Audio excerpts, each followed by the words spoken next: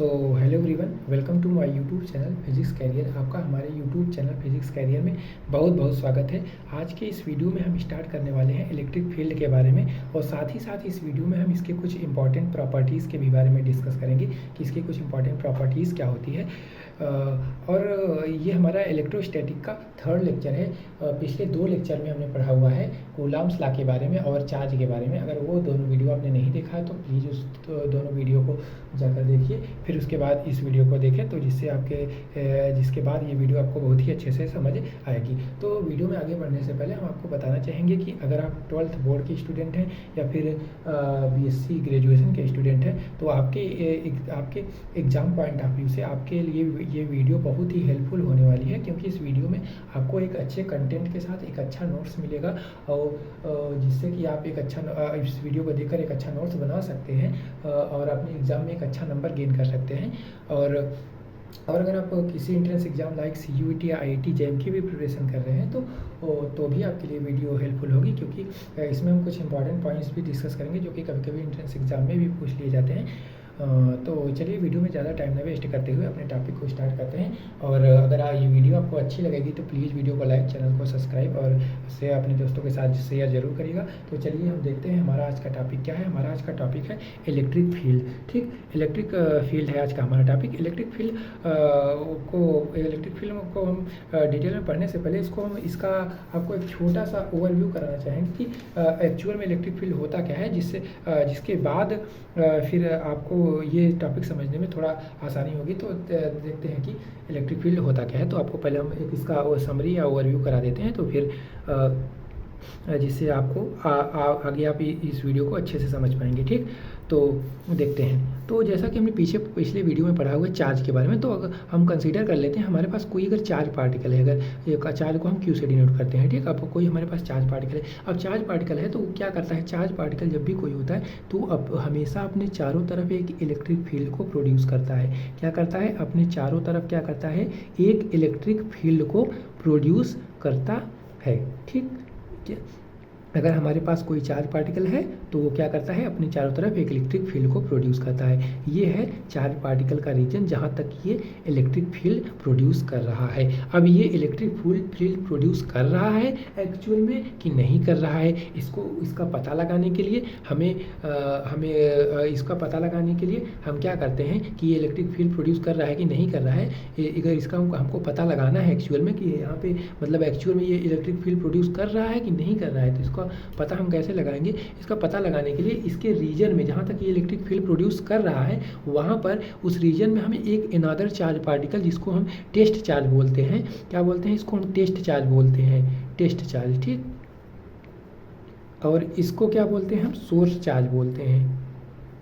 क्या बोलते हैं, सोर्स चार्ज। ठीक, हम क्या करते हैं, जब क्या हमारे पास क्या है, कोई चार्ज पार्टिकल है, वो क्या प्रोड्यूस कर रहा है, इलेक्ट्रिक फील्ड प्रोड्यूस कर रहा है। अब इलेक्ट्रिक फील्ड एक्चुअली प्रोड्यूस कर रहा है कि नहीं प्रोड्यूस कर रहा है, उसका हम पता लगाने के लिए हम क्या करते हैं, इसके रीजन में जहाँ तक ये इलेक्ट्रिक फील्ड प्रोड्यूस कर रहा है, इस रीजन में हम एक अनदर चार्ज पार्टिकल जिसको हम टेस्ट चार्ज बोलते हैं, उसको यहाँ पे इस रीजन में ला कर रख देते हैं। तो अगर इस रीजन में रखने पर क्या होता है, ये जो चार्ज पार्टिकल है सोर्स चार्ज, ये टेस्ट चार्ज होता है, इस पर कुछ फोर्स अप्लाई करता है। वो अट्रैक्शन फोर्स भी हो सकता है या फिर रिपल्सन फोर्स भी हो सकता है। ये दोनों चार्ज के नेचर पर डिपेंड करेगा कि अगर चार्ज का नेचर लाइक नेचर है, मतलब दोनों सेम नेचर के हैं, तो रिपल्सन फोर्स अप्लाई करेंगे, और अगर डिफरेंट नेचर के हैं तो अट्रैक्शन फोर्स अप्लाई करेंगे। ठीक, तो यहाँ पे हमको इसकी नीड क्यों पड़ी है, टेस्ट चार्ज की नीड क्यों पड़ी इलेक्ट्रिक फील्ड को समझने के लिए, मतलब यहाँ पे हमको इलेक्ट्रिक फील्ड को समझने के लिए टेस्ट चार्ज की क्यों नीड पड़ी, इसको हम आपको एक एग्जांपल के थ्रू बताना चाहेंगे। ठीक, तो आगे हम तो देखते हैं कि क्यों नीड पड़ी। तो हम मान लेते हैं, हम कंसीडर कर लेते हैं कि हमारे पास कोई एक वायर है। क्या है, कोई एक वायर है जिसमें करंट फ्लो कर सकता है, कंडक्टिंग वायर है जिसमें कि करंट फ्लो कर सकता है। कंडक्टिंग वायर मीन्स मतलब एक कोई कंडक्टर है, कंडक्टिंग वायर है जिसमें कि कोई करंट फ्लो कर सकता है। अब इस वायर में मान लीजिए हम कंसीडर कर लेते हैं कि इसमें कोई करंट फ्लो कर रहा है। अब लेकिन वायर में करंट फ्लो कर रहा है तो इसको हम देखकर तो बता नहीं सकते हैं कि इस वायर में करंट फ्लो कर रहा है एक्चुअल में कि नहीं कर रहा है। इसको इसका जो इस वायर में करंट फ्लो कर रहा है, इसको एक्चुअल में पता लगाने के लिए हमको कुछ तरीका अपनाना होगा, कुछ मेथड का यूज करना होगा, तभी तो हम पता लगा सकते हैं कि इस वायर में एक्चुअल में करंट फ्लो कर रहा है कि नहीं कर रहा है। उसी का अगर हम पता लगाना चाहें तो उसको पता लगाने के लिए हम क्या कर सकते हैं, यहाँ पे हम एक टेस्टर का यूज कर सकते हैं। क्या कर सकते हैं, एक टेस्टर का यूज कर सकते हैं। अगर हम टेस्टर का यूज करके यहाँ पे इस वायर के अंदर हम करंट का पता लगा सकते हैं कि इस वायर में करंट एक्चुअल में फ्लो कर रहा है कि नहीं कर रहा है। सेम उसी टाइप से अब यहाँ पे चार्ज पार्टिकल है, अब ये चारों तरफ इलेक्ट्रिक फील्ड प्रोड्यूस कर रहा है। अब इलेक्ट्रिक फील्ड प्रोड्यूस कर रहा है कि नहीं कर रहा है, इसका पता लगाने के लिए हम यहाँ पर एक टेस्ट चार्ज लाते हैं, जिसको कि हम Q0 बोलते हैं। अब जब यहाँ पे एक टेस्ट चार्ज लाएंगे इस रीजन में जहाँ पर इलेक्ट्रिक फील्ड प्रोड्यूस कर रहा है, तो इसके ऊपर एक ये फोर्स अप्लाई करेगा। क्या करेगा, इसके ऊपर एक फोर्स अप्लाई करेगा, और जिस कारण से फोर्स अप्लाई करता है उसी को हम क्या बोलते हैं, इलेक्ट्रिक फील्ड बोलते हैं। ठीक, आगे देखते हैं, हम इसको डिटेल में पढ़ते हैं कि इलेक्ट्रिक फील्ड क्या है एक्चुअल में। ठीक, देखते हैं कि क्या है इलेक्ट्रिक फील्ड, हमारा टॉपिक है। ठीक, तो देखते हैं, the region around any electrically charge particle where if we placed another charge particle then it experiences a attraction or repulsion force is called electric field. It is denoted by vector E. ठीक, जैसा कि बताया electric field क्या है, electric field basically है कि अगर हमारे पास कोई चार्ज पार्टिकल है, ये क्या है, हमारे पास कोई चार्ज पार्टिकल है, वो अपने चारों तरफ क्या प्रोड्यूस कर रहा है, वो अपने चारों तरफ इलेक्ट्रिक फील्ड प्रोड्यूस कर रहा है। क्या है, हमारे पास कोई चार्ज पार्टिकल है, वो अपने चारों तरफ इलेक्ट्रिक फील्ड प्रोड्यूस कर रहा है, तो उसका पता लगाने के लिए हमको एक अनदर चार्ज पार्टिकल इस रीजन में लाना होता है। अगर ला के इस रीजन में रखते हैं तो इसके ऊपर एक फोर्स अप्लाई करता है, जिस कारण से फोर्स अप्लाई करता है उसी को हम बोलते हैं इलेक्ट्रिक फील्ड। ठीक, वही यहाँ पे लिखा हुआ है, the region around any electrically charge particle, किसी भी इलेक्ट्रिकली चार्ज पार्टिकल के चारों तरफ का वह region where if we placed another charge particle then it experiences attraction और रिपल्सन फोर्स, जहाँ पर अगर हम कोई दूसरा चार्ज पार्टिकल प्लेस कर देते हैं तो ये क्या एक्सपीरियंस करता है, एक अट्रैक्शन या फिर रिपल्सन फोर्स का एक्सपीरियंस करता है, जिसको हम इलेक्ट्रिक फील्ड बोलते हैं। इसी को हम वेक्टर ई से डिनोट करते हैं। क्या, इलेक्ट्रिक फील्ड क्या है, अगर हमारे पास कोई चार्ज पार्टिकल है,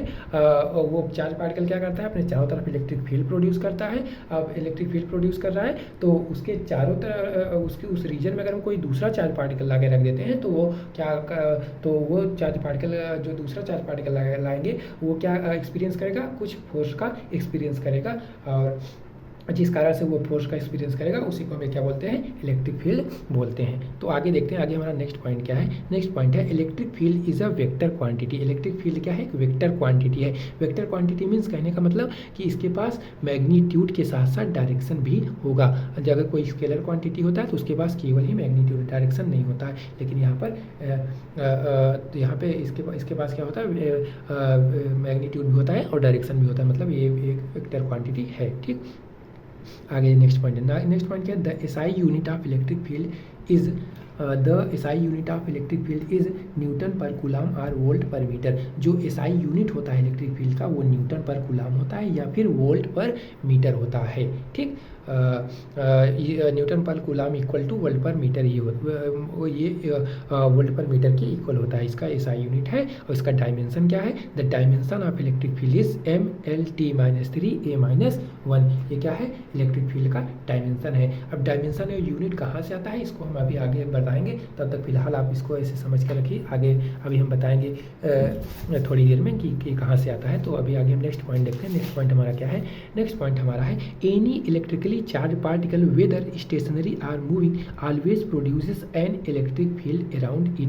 अगर हमारे पास कोई भी इलेक्ट्रिकली चार्ज पार्टिकल है तो वो अपने चारों तरफ क्या करता है, प्रोड्यूस करता है, इलेक्ट्रिक फील्ड प्रोड्यूस करता है। ठीक, अब चाहे वो चार्ज पार्टिकल स्टेशनरी हो या फिर मूविंग हो, दोनों कंडीशन हो सकती है, स्टेशनरी हो या मूविंग हो, वो क्या प्रोड्यूस करता है, ये अपने चारों तरफ इलेक्ट्रिक फील्ड प्रोड्यूस करता है। लेकिन उसकी कुछ कंडीशन है, अगर स्टेशनरी है तो क्या प्रोड्यूस करेगा, मूविंग है तो क्या क्या प्रोड्यूस करेगा। ठीक, तो नेक्स्ट पॉइंट देखते हैं उसी के बारे में। तो नेक्स्ट पॉइंट है स्टेशनरी चार्ज। अगर स्टेशनरी में रेस्ट फॉर्म में है, मतलब रुका हुआ है, अगर हमारे पास स्टेशनरी चार्ज है तो then produces only electric field, तो वो केवल इलेक्ट्रिक फील्ड को प्रोड्यूस करेगा। और अगर मूविंग चार्ज है then produces both electric plus magnetic field. कहने का मतलब कि मूविंग चार्ज है तो इलेक्ट्रिक फील्ड और मैग्नेटिक फील्ड दोनों प्रोड्यूस करेगा। क्या, ये क्या बताया हमने, अगर हमारे पास स्टेशनरी चार्ज है तो केवल इलेक्ट्रिक फील्ड प्रोड्यूस करेगा, अगर मूविंग चार्ज है तो इलेक्ट्रिक प्लस मैग्नेटिक फील्ड दोनों ही प्रोड्यूस करेगा। तो आगे हम देखते हैं एक छोटा सा हमारा पॉइंट है इलेक्ट्रिक फील्ड इंटेंसिटी, इसके बारे में भी देख लेते हैं। तो उसके बाद हम देखेंगे इसकी कुछ इंपॉर्टेंट प्रॉपर्टीज़ क्या होती हैं। तो पहले देख लेते हैं कि इलेक्ट्रिक फील्ड इंटेंसिटी क्या होती है। तो चलिए देखते हैं इलेक्ट्रिक फील्ड इंटेंसिटी क्या होती है। ठीक, the force acting on per unit positive test charge is called electric field intensity.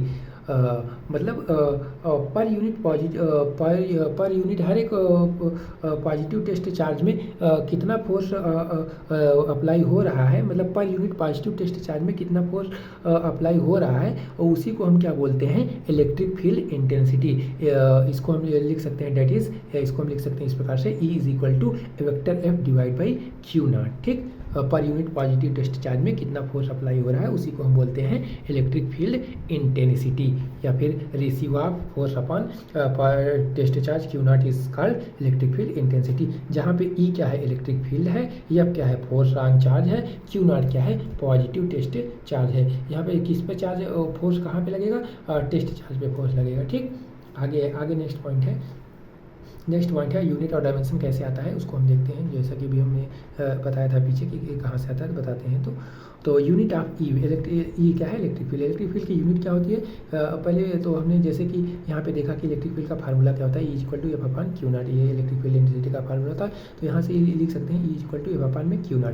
F क्या है, फोर्स है, क्यू क्या है, चार्ज है, फोर्स का यूनिट क्या होता है, न्यूटन, क्यू चार्ज का यूनिट क्या होता है, कूलम, तो यहाँ से हो गया न्यूटन पर कूलम, और इसी के इक्वल होता है वोल्ट पर मीटर, यही आता है, यहीं से आता है इसका यूनिट। और डायमेंशन क्या होता है, डायमेंशन होता है इसका E इज इक्वल टू, हम जानते हैं एफ अपॉन में क्यू नॉट, और एफ क्या है, फोर्स का डायमेंशन होता है mL/t-2, और Q क्या है, चार्ज का डायमेंशन होता है AT। तो यहाँ से हमने लिख दिया, इसको सिंप्लीफाई किया, A ऊपर जाएगा तो A इन्वर्स हो जाएगा, T ऊपर जाएगा तो यहाँ पे T-3 हो जाएगा, और mL तो है ही, तो यहाँ पे क्या हो जाएगा, mL/t-3A-1 क्या हो जाएगा, E is equal to mL/t-3A-1 हो जाएगा। ठीक, तो आगे देखते हैं कि इसकी कुछ इंपॉर्टेंट प्रॉपर्टीज़ क्या हैं। ये तो था इलेक्ट्रिक फील्ड और इलेक्ट्रिक फील्ड इंटेंसिटी के बारे में। आगे देखते हैं इसकी कुछ इंपॉर्टेंट प्रॉपर्टीज़ क्या हैं इलेक्ट्रिक फील्ड की। तो चलिए देखते हैं क्या है important properties of electric field. ठीक, पहला पॉइंट है, पहला दूसरा तीसरा point same as it is, जैसा कि हमने इलेक्ट्रिक फील्ड में डिस्कस किया था वही है। तो electric field is a vector quantity, electric field एक वेक्टर क्वांटिटी है, मीन्स इसके पास मैग्नीट्यूड एज वेल है डायरेक्शन दोनों होगा। और सेकंड पॉइंट है, the SI unit of electric field is Newton पर कूलम और वोल्ट पर मीटर। ये कैसे आता है, यहाँ पे हमने लिखा हुआ है, तो इसमें अभी टाइम वेस्ट नहीं करेंगे, आगे देखते हैं। आगे नेक्स्ट पॉइंट क्या है, the dimension of electric field is mL/t-3A-1। ये भी कहाँ से आता है, इसको भी हमने यहाँ पे लिखा हुआ है, और अभी पीछे हम आपको हमने समझाया भी हुआ है। तो देखते हैं नेक्स्ट पॉइंट क्या है। नेक्स्ट पॉइंट हमारा है, electric field is always away from the positive charge and towards the negative charge. Electric field जो होता है वो हमेशा पॉजिटिव चार्ज से अवे मतलब दूर की ओर, इलेक्ट्रिक फील्ड की जो डायरेक्शन होती है वो हमेशा पॉजिटिव चार्ज से दूर की ओर होती है, और negative and towards the negative charge, और निगेटिव चार्ज की तरफ होती है, मतलब निगेटिव चार्ज की तरफ होती है, जैसा कि हमने इस फिगर में दिखाया हुआ है। ये हमारे पास पॉजिटिव चार्ज है, अभी इसके पॉजिटिव चार्ज से जो इलेक्ट्रिक फील्ड की डायरेक्शन क्या होगी, इलेक्ट्रिक फील्ड कैसा होगा, दूर की तरफ, मतलब अवे होगा, दूर की तरफ, दूर जा रहा है ना चारों तरफ ये। और यहाँ पे निगेटिव चार्ज है, तो नेगेटिव चार्ज में क्या होगा, नेगेटिव चार्ज में इलेक्ट्रिक फील्ड की डायरेक्शन निगेटिव चार्ज की तरफ होगी, जो डायरेक्शन होगी निगेटिव चार्ज की ओर ही आएगी सारी इलेक्ट्रिक फील्ड की डायरेक्शन, ये चारों तरफ ये नेगेटिव चार्ज की ही तरफ आ रहे हैं सारे इलेक्ट्रिक फील्ड। ठीक, क्या बताया, इलेक्ट्रिक फील्ड की डायरेक्शन कैसी होती है, पॉजिटिव चार्ज से अवे होती है, मतलब दूर होती है, नेगेटिव चार्ज की ओर होती है, मतलब टुवर्ड्स मतलब नेगेटिव चार्ज की ओर होती है। ठीक, आगे देखते हैं, आगे हमारा नेक्स्ट पॉइंट क्या है। आगे हमारा नेक्स्ट पॉइंट है electric field inside a conductor is always zero. किसी भी कंडक्टर क्या होता है, कंडक्टर होता है कोई भी मेटल, लाइक कॉपर एक हमारा मेटल है जिसमें कि करंट फ्लो कर सकता है, उसको हम मेटल कहते हैं। तो इलेक्ट्रिक फील्ड जो होता है किसी भी कंडक्टर के अंदर हमेशा जीरो होता है, हमेशा, ऑलवेज। ये कभी कभी इंट्रेंस एग्जाम में भी पूछ लिया जाता है, ये इंपॉर्टेंट पॉइंट है, तो नोट कर सकते हैं आप इसको। तो इलेक्ट्रिक फील्ड क्या होता है, किसी भी कंडक्टर के अंदर हमेशा ही जीरो होता है। ठीक, अब ये कोई कंडक्टर है, इसके अंदर क्या होगा, इलेक्ट्रिक फील्ड जीरो होगा। सरफेस पे नहीं जीरो होगा, सरफेस पे तो इसकी वैल्यू होगी, लेकिन एक कंडक्टर के अंदर जो होगी इलेक्ट्रिक फील्ड की वैल्यू जीरो होगी। क्या डेट इज, मतलब यहाँ पे कहने का मतलब है ई इनसाइड, कंडक्टर के इनसाइड जो होगा इलेक्ट्रिक फील्ड हमेशा जीरो होगा। ठीक, आगे देखते हैं, आगे हमारा नेक्स्ट पॉइंट क्या है, electric field is conservative in nature. Electric field जो होता है हमेशा नेचर में कंजर्वेटिव होता है। कंजर्वेटिव मीन्स ना इलेक्ट्रिक फील्ड को हम क्रिएट कर सकते हैं, ना ही डिस्ट्रॉय कर सकते हैं। ठीक, तो क्या होता है, इलेक्ट्रिक फील्ड कंजर्वेटिव नेचर होता है, मतलब दैट इज, मतलब यहाँ कहने का मतलब है कि जो लाइन इंटीग्रल होता है इलेक्ट्रिक फील्ड का, vector E dot d l is equal to ये जीरो होगा। और मीन्स यहाँ पे अगर हमारे पास दो पॉइंट्स हैं ए और बी, तो यहाँ पे अगर इस पॉइंट से इस पॉइंट पे जाने के लिए, इस पॉइंट से इस पॉइंट जाने के लिए, यहाँ से यहाँ तक जाने के लिए हम कोई भी वे का यूज करें, कोई भी पाथ यूज करें, जो वर्क डन होगा वो सेम होगा। मीन्स यहाँ पे जो लाइन इंटीग्रल होगा vector E dot d l is equal to होगा वो जीरो होगा। आगे हम एक थ्योरम का यूज करके आगे भी देखेंगे कि और क्या है हमारा next point from Stokes theorem. Stokes theorem अगर आप नहीं जानते तो इसको नोट कर सकते हैं। स्टोक्स थ्योरम क्या होता है, स्टोक्स थ्योरम होता है line integral of vector E dot d l is equal to surface integral of del cross E into d s. Yes क्या रिप्रेजेंट करता है, सरफेस इंटीग्रल। सी क्या रिप्रेजेंट कर रहा है, क्लोज्ड इंटीग्रल, मतलब कोई भी क्लोज्ड कर्व है जैसे कि हमने यहाँ पे है। ठीक, तो लाइन, तो ये इक्वल इसके इक्वल होता है, तो या इसकी वैल्यू इसके इक्वल है, तो यहाँ पे हम इसको भी पुट कर सकते हैं। तो इस इक्वेशन में इसको पुट कर सकते हैं, तो from equation first and second हम लिख सकते हैं surface integral of del cross E into d s is equal to zero, यहाँ पे लिख सकते हैं। ठीक, अब किसी भी अब यहाँ पे किसी भी इंटीग्रल का जो सरफेस इंटीग्रल होगा ये तो जीरो के इक्वल नहीं होगा, बट जो ये डेल क्रॉस ई होगा ये यहाँ पे जीरो के इक्वल होगा। तो यहाँ पे हम लिख सकते हैं simplify that del cross E is equal to zero. ठीक, यहाँ पे क्या लिख सकते हैं, del cross E is equal to zero, इसको हम बोलते हैं कर्ल। किसी भी दो वेक्टर के बीच का अगर हम क्रॉस प्रोडक्ट लेते हैं तो उसको हम बोलते हैं कर्ल।